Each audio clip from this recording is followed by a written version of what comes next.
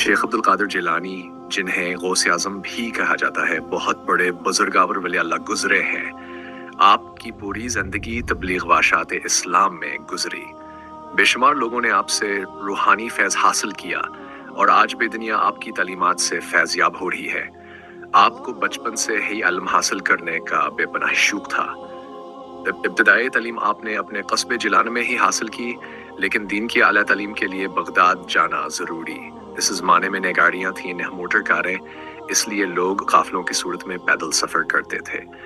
چنانچہ آپ کی والدہ نے آپ کو بغداد جانے والے ایک قافلے کے ساتھ روانہ کر دیا۔ سفر سے پہلے والدہ نے آپ کو کچھ خوراک اور 40 اشرفیاں گزرا اوقات کے لیے دیں۔ یہ اشرفیاں والدہ نے آپ کی قمیض کے اندر سی دیں تاکہ محفوظ رہیں۔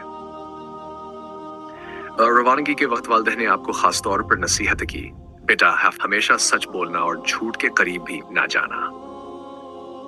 آپ نے والدہ کی نصیحت کو دل سے سنا اور قافلے کے ساتھ روانہ ہو گئے۔ قافلے کے لوگ خوفزدہ تھے کیونکہ راستے غیر محفوظ تھے اور ڈاکو اکثر مسافروں کو لوٹ لیا کرتے تھے۔ وہی ہوا جس کا ڈر تھا۔ قافلے نے ابھی 2 منزلیں ہی طے کی تھیں کہ رات کی تاریکی میں ڈاکوؤں نے حملہ کر دیا۔ قافلے میں افراتفری مچ گئی۔ ڈاکوؤں نے اہل قافلہ کو لوٹ لیا۔ ایک ڈاکو آپ کے پاس آیا اور غراتے ہوئے بولا، لڑکے تیرے پاس کیا ہے؟ آپ نے نہایت اطمینان سے جواب دیا، میرے پاس 40 اشرفیاں ہیں جو میری قمیض میں سلی ہوئی ہیں۔ ڈاکو نے آپ کی بات کو مذاق سمجھا اور قہقہہ لگا کر آگے بڑھ گیا۔ تھوڑی دیر بعد ایک اور ڈاکو آپ کے پاس آیا اور وہی سوال کیا، لڑکے کیا تیرے پاس کچھ ہے؟ آپ نے پھر وہی جواب دیا۔ ڈاکو حیران ہو گیا اور آپ کو پکڑ کر سردار کے پاس لے گیا۔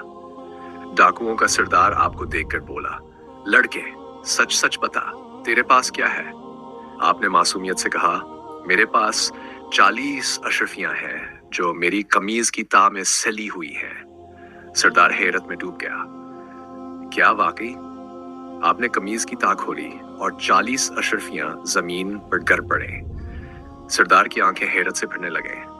وہ حیرت زدہ ہو کر بولا، لڑکے تو نے اپنا راز کیوں فاش کر دیا؟ تو جھوٹ بول کر آسانی سے اپنی اشرفیاں بچا سکتا تھا۔ آپ نے پرعزم لہجے میں جواب دیا، میری ماں نے نصیحت کی تھی کہ ہمیشہ سچ بولنا۔ میں نے اپنی ماں کی نصیحت پر عمل کیا ہے۔ یہ بات سن کر سردار کے دل پر گہرا اثر ہوا۔ اس کی آنکھوں میں آنسو آ گئے۔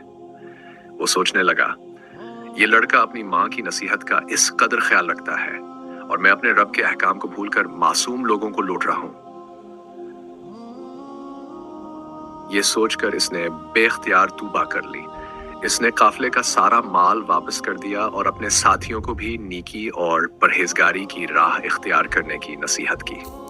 اس طرح آپ کی سچائی نے نہ صرف سردار کو بلکہ پورے گروہ کو راہ راست پر لے آیا۔